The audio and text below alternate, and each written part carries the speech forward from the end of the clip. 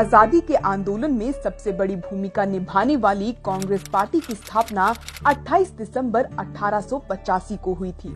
शुरुआत से ही कांग्रेस का उद्देश्य न केवल साम्राज्यवाद, गैर बराबरी, रंग भेद और उपनिवेशवाद के खिलाफ लड़ना था, बल्कि समाज में एकता, समानता, बराबरी, धर्मनिरपेक्षता जैसे प्रगतिशील विचारों को बढ़ावा देना भी उसके लिए उतना ही महत्वपूर्ण था। पहले कुछ वर्षों को हम मॉडरेट फेज कहते हैं, जो अंग्रेजों से संवैधानिक सुधार व सरकारी कार्यप्रणाली में भारतीयों की हिस्सेदारी चाहते थे। शुरुआती कांग्रेस के नेताओं ने लोगों को ये समझाया कि अंग्रेजी हुकूमत हमारे धन को यहाँ से लूटकर अपने खजाने भर रही है और हमारे कारीगर, शिल्पकार, मजदूरों को गरीबी की मार झेलनी पड़ रही है।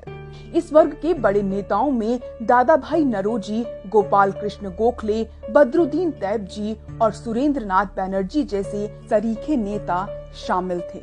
फिर जैसे जैसे अंग्रेजी सरकार का असली चेहरा सामने आने लगा, तो कांग्रेस के अंदर एक गर्म दल का उदय हुआ। उसकी अगुवाई बाल गंगाधर तिलक, लाला लाजपत राय, बिपिन चंद्र पाल जैसे नेताओं ने की। गर्म दल के नेताओं ने सबसे पहले स्वराज की बात की। इस वर्ग के नेताओं को अंग्रेजी सरकार पर रत्ती भी भरोसा नहीं था। ये तबका अंग्रेजों को पेटिशन लिखने के बजाय त्याग और बलिदान में विश्वास रखता था। इसके बाद कांग्रेस की कमान महात्मा गांधी के हाथों में आ गई। 1917 और 1918 के बीच वो 3 सत्याग्रहों में शामिल हुए, चंपारण, अहमदाबाद और खेड़ा। उसके बाद उन्होंने रॉलेट एक्ट के खिलाफ सत्याग्रह किया। गांधी ने स्वराज को परिभाषित किया। उनके लिए स्वराज के 4 सिद्धांत थे।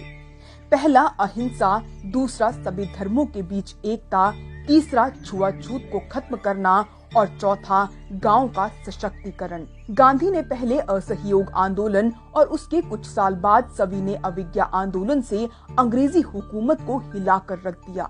इस महान उद्देश्य की पूर्ति में उन्हें साथ जवाहरलाल नेहरू, सरदार वल्लभ भाई पटेल, मौलाना अबुल कलाम आजाद, सुभाष चंद्र बोस और सरोजनी नायडू जैसे नेताओं का मिला। जवाहरलाल नेहरू की अध्यक्षता में कांग्रेस ने लाहौर में पूर्ण स्वराज की मांग की। इसके 2 साल बाद सरदार पटेल की अध्यक्षता में मौलिक अधिकारों के रेजोल्यूशन को पास किया, जिसे ड्राफ्ट नेहरू ने किया था। इस रेजोल्यूशन में दलितों, आदिवासियों और धार्मिक और भाषाई अल्पसंख्यकों के अधिकार का भी ध्यान रखा।